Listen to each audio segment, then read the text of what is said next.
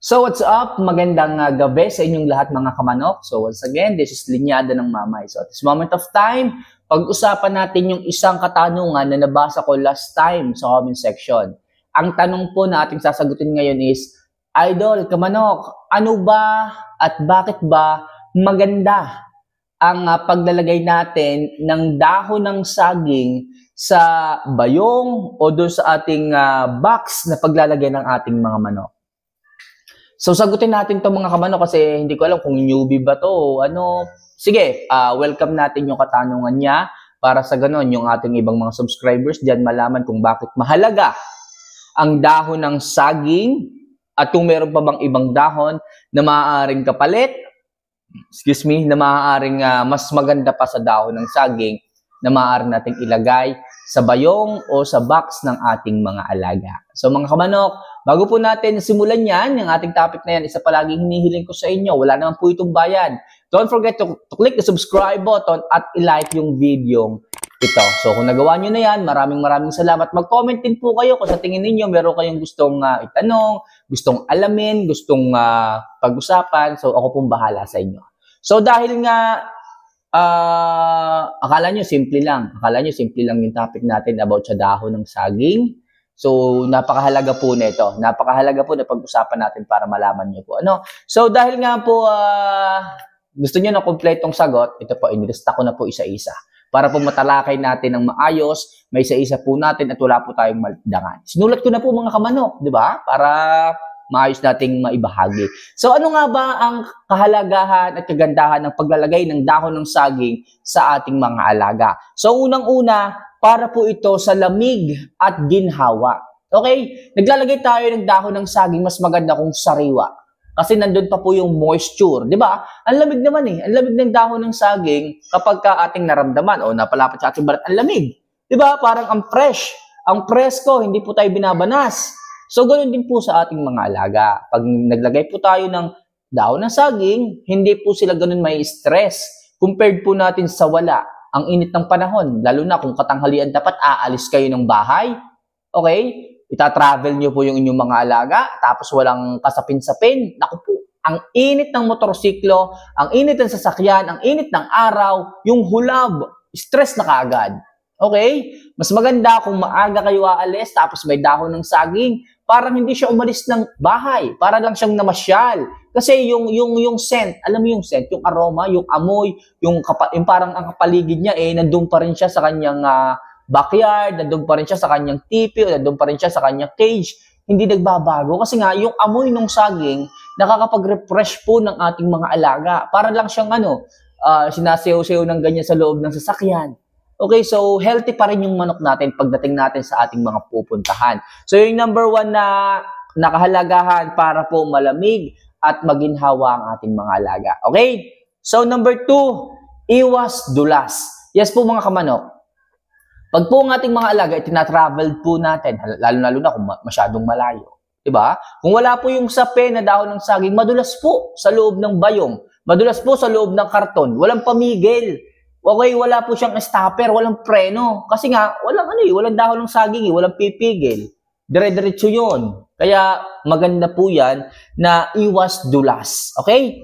So next, pampabango at stress reliever. Gaya nga ng sabi ko sa inyo. Okay? Ang amoy niya parang nandun pa rin sa farm.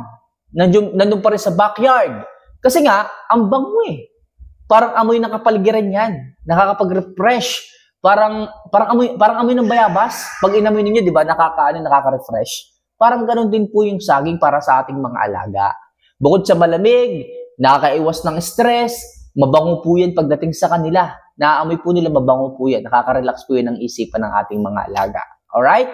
So next, para masipsip ang dumi at ihi ng manok. Yes, mga kamanok. So, siya po ay absorber din po ng dumi at ihi ng manok. Diba? Ang dumi at ihi, magkasama na po yan. Okay? So, ang manok, kapag umipot po sa loob, ma-absorb po nung dahon ng saging. Hindi po agad ganun mamamaho sa loob ng box. Kasi ang amoy po, mga kamanok, nakakasuffocate po yun ng manok. Amoy na amoy po yan. Napakaano po ng pang-amoy ng ating mga alaga. Napakataas. Okay, napaka-sensitive ng pang-amoy.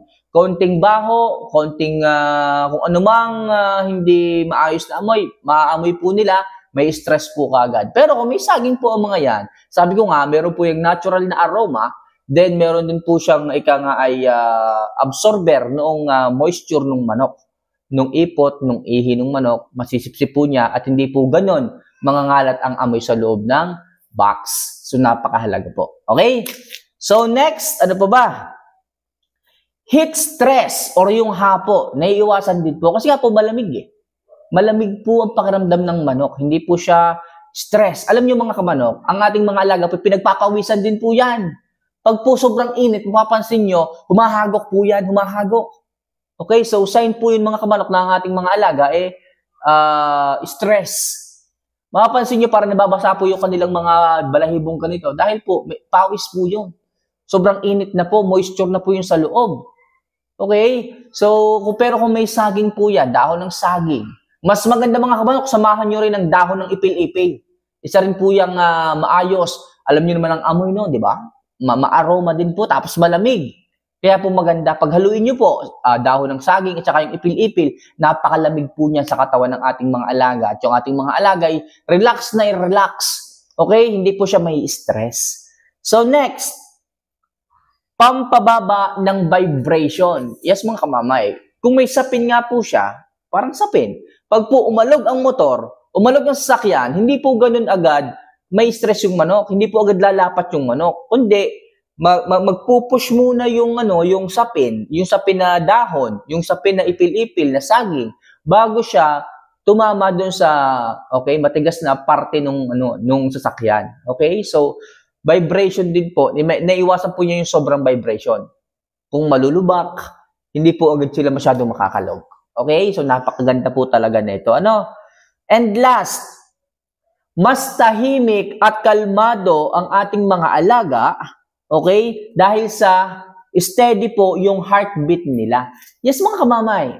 Kamamay, paano mangyayaring mas tahimik at kalmado yung manok? Siyempre po mga kamanok, dahil nga doon sa amoy. Okay? Sa amoy na naamoy nilang nakaka-refresh sa kanilang sarili, sa kanilang utak, sa kanilang katawan, hindi po sila ganun na stress. Alam niyo naman pagka-stress ang manok, 'di ba? Parang gusto niya palaging gumalaw ng gumalaw, 'di ba? So, steady lang siya doon kapag siya ay hindi stress. Okay? Kaya mga kamanok, iwasan nyo po na magbiyahe ng inyong mga alaga na wala kayong nilalagay na sapin sa ilalim. Okay? Tapos wala pa kayong ibinigay na electrolytes. Mas maganda kung magbabiyahe kayo ng inyong mga alaga, meron na kayong electrolytes na ibinibigay, meron na kayong sapin na yan nga, sabi ko, dahon ng saging or dahon ng ipil-ipil. Malamig po yan sa katawan, iwas sa stress. At the same time, hindi po magpapanik ang inyong mga alaga. Kasi po, pag po ang ating mga alaga is na-stress, nagpapanik po sila. Okay, kaya po yung manok natin sa loob ng box, malikot. Okay, kasi hindi po sila komportable doon sa kanilang nilagyan. So, kapag ganoon, mga kamanok, makakatulong nga po yung lamig, yung heat absorber na dahon sa ating mga alaga. Kaya po napakaganda niyan. At the same time, okay, pwede rin nyo pong ilagay yan sa itaas ng tangkal o sa ilalim ng tangkal para po makapagpahinga ng maayos ang ating mga alaga. Okay, at the same time, nga po, malamig po yan sa katawan ng ating mga alaga. Lalo na sa mga panahong maiinit. Okay, sa mga panahong dapat ay nagpapahinga yung ating mga alaga. So, maglagay po tayo ng isang paklang ng dahon ng saging doon sa itaas ng bubong ng tangkal o tsaka doon sa ilalim. Makikita nyo mga kamanok, talagang ating mga alaga ay happy-happy, nakakapagpahinga ng maayos, tapos bibigyan nyo po ng saging, yung bunga ng saging na hinog na hinog, yung saba, gantong kaliit. So talagang makakapagpahinga yung ating mga alaga. Kaya po mga kamanok, pagdating sa ating pag-aalaga, napakahalaga ng saging, maging dahon man yan o bunga man yan, pagdating sa ating mga manok. So mga kamanok, kung sino ka man na nagtanong nito, kung maganda ba ang saging sa ating mga alaga, dahon ng saging, mag-comment ka naman. Really, totoong ma-appreciate kita at gusto ko sana na mas marami pang katanungan ng ating masagot, ang ating mahanapan ng topic, mahanapan ng answers para po sa inyo. So, sama-sama tayo at sabay-sabay tayong matuto sa larangang ito, sa pagmamanok at kahit ikaw ay newbie, welcome na welcome ka po dito. Kahit anong itanong mo, akong bahala sa iyo, hahanapin ko kasagutan. At kung present naman yun sa aking experience, mas madali ko pong mai-share sa inyo. Pero huwag kayong mag-alala mga kabano, kung may katanungan kayo, akong bahala. So, hanggang dito na lang muna siguro mga kabano. Kung sana nakalimutan mag-subscribe at mag-like sa video ito para sa mas marami pang advice na maaari kong ibigay sa inyo. So, once again, Linyada ng Mamay. Mahal ko po kayo. Paalam.